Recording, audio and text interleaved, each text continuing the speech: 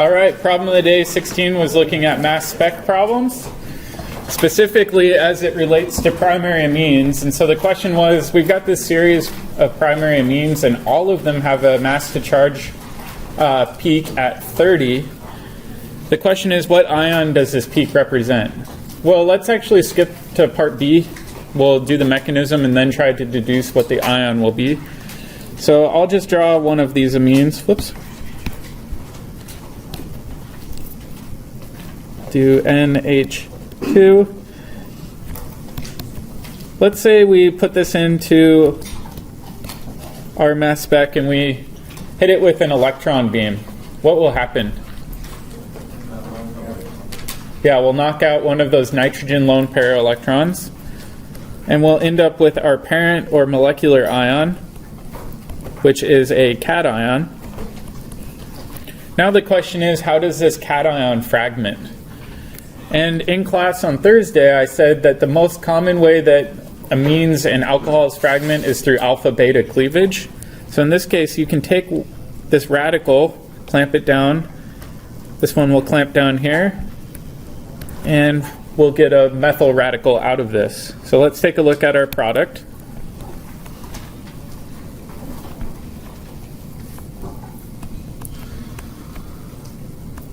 I'll draw in all of our hydrogens just to be clear.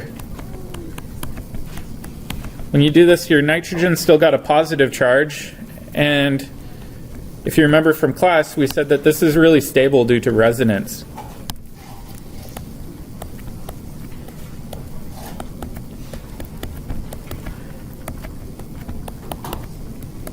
Meaning that positive charge can delocalize across both carbons. And then what's the other fragment that we get out? Yep, a methyl radical. Can we see the methyl radical by mass spec? No, not in this case. You can only see cations or anions on mass spec. All right, so if we go up and we look at this, it doesn't matter how long that chain is, you're always going to get this fragment from a primary amine. What if you did the longer chain that was mentioned? It doesn't matter, right? Because your fragment's still going to cleave that alpha-beta bond. This could be 1,000,000 units long for all we care. It's still going to cleave that alpha-beta bond. Yeah, exactly. You got to pick any one you wanted to start with. So that was what I was really looking for, was the alpha-beta cleavage. However, whenever you do mass spec, you oftentimes see more than one fragment peak, right? So what we're going to do in lab this week is I'm going to give you guys a fairly challenging problem set to work through. And I'm not going to lie, it's a little tricky, but you've got to go through and analyze each of the fragments, look at McLafferty rearrangements, look at loss of water, look at cleavage of amines, things like that, in order to deduce what each of the spectra correspond to. So let's go back to chapter 15. And we're going to kind of wrap it up. Oh, shoot. And I was going to give you guys some rough guidelines for interpreting mass spec data. First thing I always do when I get a mass spec is determine the molecular weight. How can we determine the molecular weight? What peak do we look at? Yeah, farthest to the right and the tallest peak within that grouping. So whenever you look at the mass spec, look at the cluster furthest to the right, identify the tallest peak. That's your molecular ion, which we designate as M radical cation. Second thing is I'd like to determine the number of carbons. How do we do that?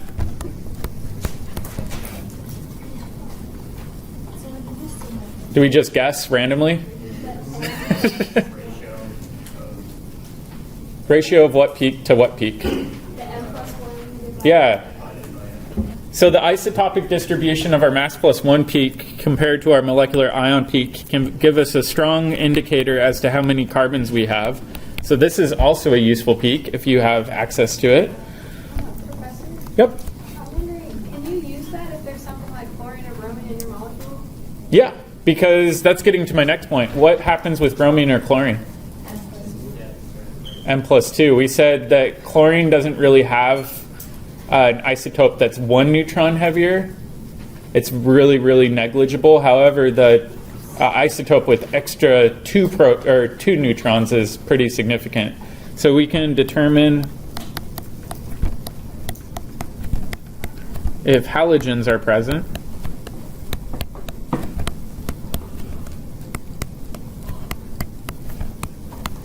by m plus 2. All right, can we determine if nitrogens are present at all? Yeah, number 4 is if the molecular weight is odd, there is likely an odd number of nitrogens. So that's another big clue that we have. The 5th thing I look at are the mass fragments. So what was it if it was even? If it's even, that either means you have no nitrogens, meaning 0 nitrogens, or an even number of nitrogens. However, if you have 1 nitrogen, it's going to show up as an odd number. And that's only for the M, I don't know, how do you say that, M dot T? For this peak up here? Yeah. Yeah, so if that peak is an odd number, that means you probably have a single nitrogen or 3 nitrogens, depending on the size. The last thing we want to do, or second to last thing, is analyze the mass fragments. The weakly also, What's that? what is that word? The weakly and whole number? Likely. Sorry. My penmanship is not the greatest sometimes. So likely a whole number or an odd number. All right, so analyze the fragments. I gave you guys a bunch of hints for losing a methyl group, an ethyl group, losing water, the McLafferty rearrangement. You want to try to identify as many peaks as possible. You also want to determine the molecular formula.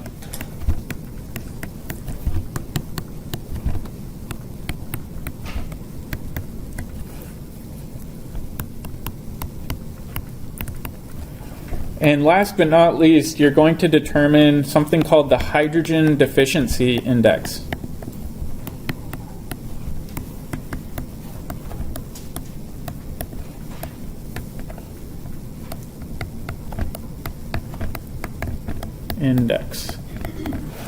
All right, and the hydrogen deficiency index is useful for mass spec, but it's also useful for a lot of other forms of spectroscopy. So let's do our calculation for HDI, or hydrogen deficiency index. And what you do is you take 1/2, multiply that by twice your number of carbons, plus 2, plus your number of nitrogens, minus H, minus X. What does X stand for? Halogen. So if you've got 1 chlorine, you'd have -1 in that position. Can you repeat what is the HDI? HDI stands for hydrogen deficiency index, and I'll define what that means. It means that your number of pi bonds plus rings in your system.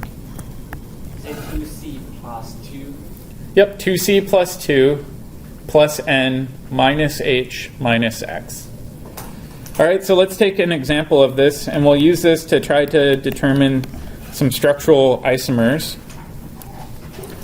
So let's say I've determined that my molecular formula for my mass spec is C4H8. What is our HDI going to be?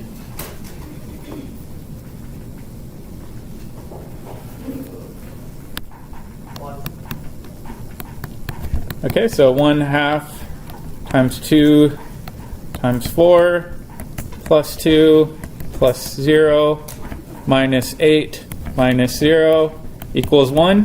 So that means we have 1 ring or 1 pi bond, right? We can't have both because we only have an HDI of 1. So let's try to come up with some possible isomers for C4H8. How do you find out if it's bond or ring, or just can't? You can't from HDI. However, we'll get to that, and you can come up with some structural or fragment clues from your mass spec to rule some probabilities out.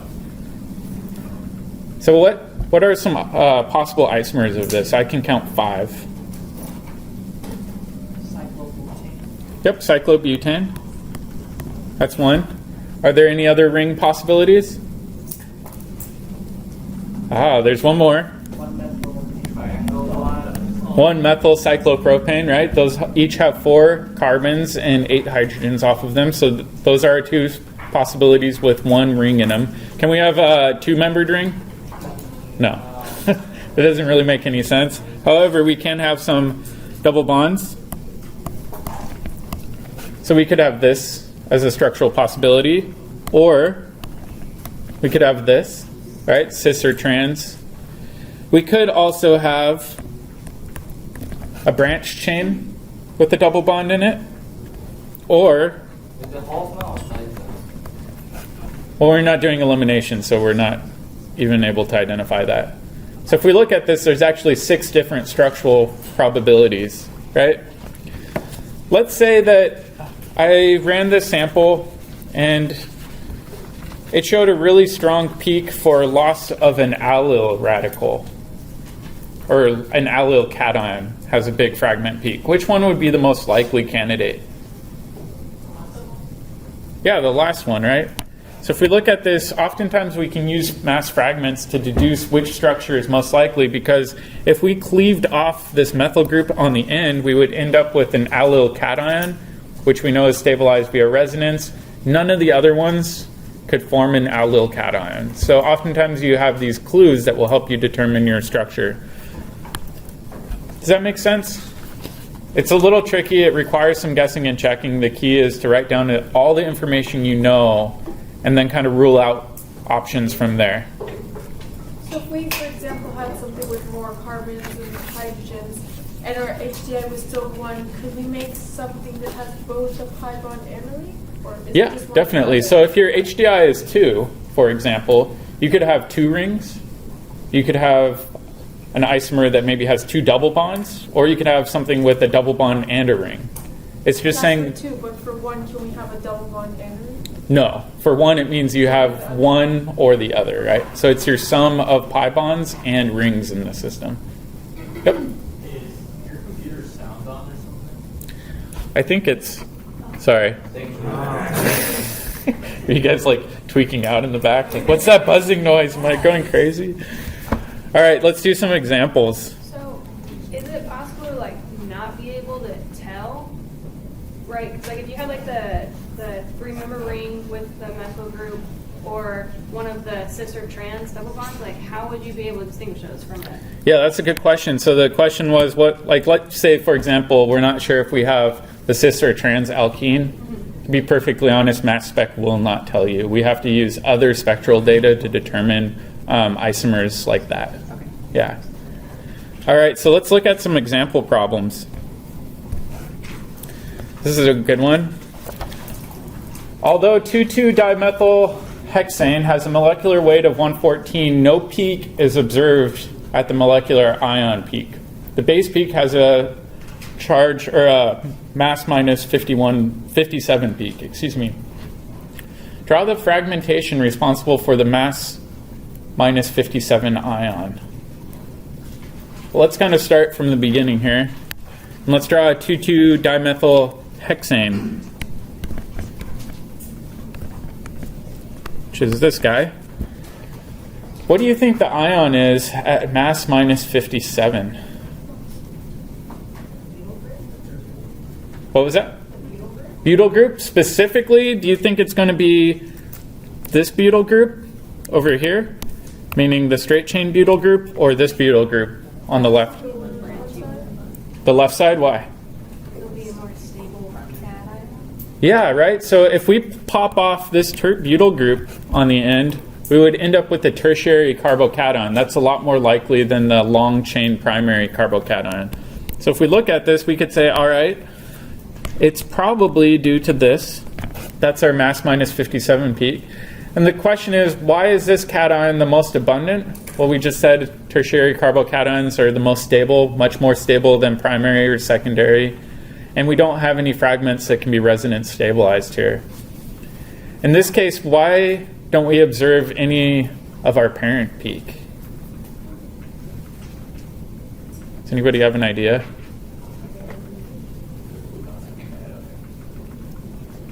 This is something that wasn't thoroughly explained in the Klein textbook, I thought, but oftentimes when you inject a sample in, you don't observe the parent peak because it falls apart too quickly. Your parent peak doesn't survive long enough to actually hit the detector. So occasionally, when you inject a sample, you'll either see a really itty-bitty tiny parent peak or almost none at all. So that's one warning for you guys. And the last one was, can you offer an explanation as to why the mass minus 15 peak is not the base peak? What's mass minus 15? Loss of a methyl group, right? Why don't we observe loss of a methyl group as our base peak? Yeah, the methyl cation is unstable, right? Or we'd form a secondary carbocation. So in this case, the tert-butyl carbocation is going to be far and away your most abundant peak. So this is a good warm-up problem. The next one I have for you guys, more synthesis. So let's try to plug in what A, B, C, D, E, F, and G are here.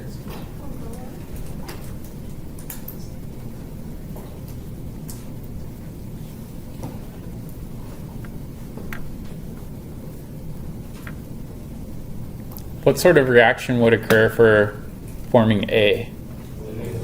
Elimination. Would it be Hofmann or Zaitsev? Be Zaitsev, right? So in this case, we would form our more substituted alkene as A, and then we have to determine what B is. All right, we're doing BH3.THF with hydrogen peroxide and sodium hydroxide. What will that do with an alkene? There's alcohol group on the left.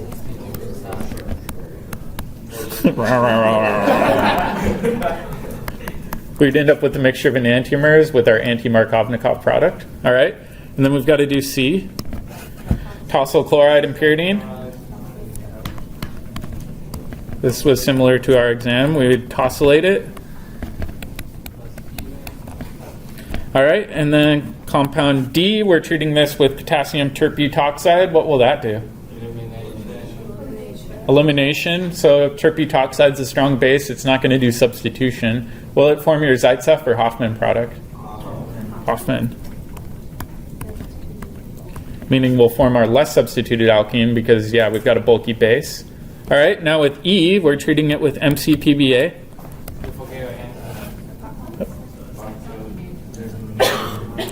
And end up with an epoxide. Plus our enantiomer. All right, then with F, we're treating this with methyl magnesium bromide. Will that... It'll add a methyl group. Which carbon will it add the methyl group to? Will it add it to this red carbon or to the green carbon? Green carbon. Always the less substituted side. We'll end up with our alcohol. All right, let me clean this up a bit. There we go. All right, now we've got to treat this with sodium hydride and methyl iodide. What will this result in? Yes, sorry. So if we treat compound F with sodium hydride and methyl iodide, what functional group will we form? We form an ether, right? So the Williamson ether synthesis, we first deprotonate an alcohol, then we treat it with an electrophile. All right, so now we've got some tricky stuff. A, how could you use IR spectroscopy to differentiate between compounds F and G? Alcohol group, right? So if we look at F, what peak should show up like a sore thumb in our IR spectrum? Where will it show up? Yeah, right around 33,000, and it will be nice and broad for that alcohol group. So we could easily use IR to differentiate between F and G. All right, now the next one is explain how you could use IR to differentiate between compound D and compound E. What peak and where would it show up?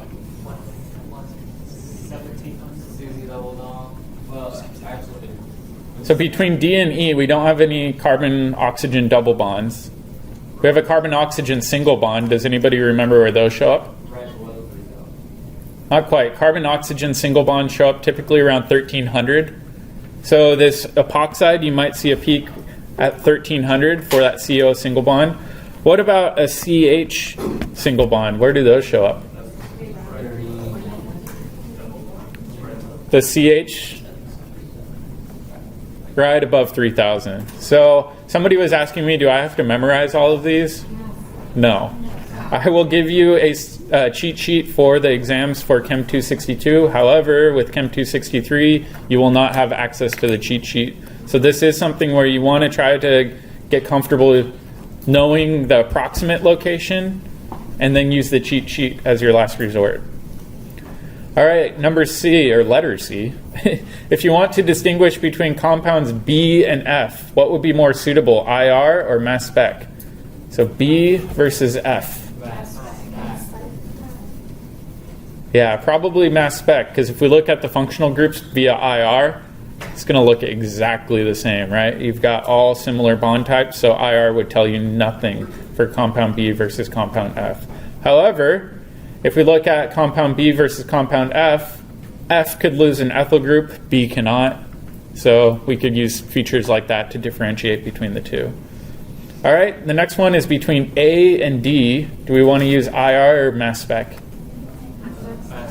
Mass spec. So in this case, you'd probably lose a methyl radical in D, because if you lose this methyl group down here, you would end up with a resonance stabilized carbocation, right? So you can use some clues from mass spec to deduce the difference between those two.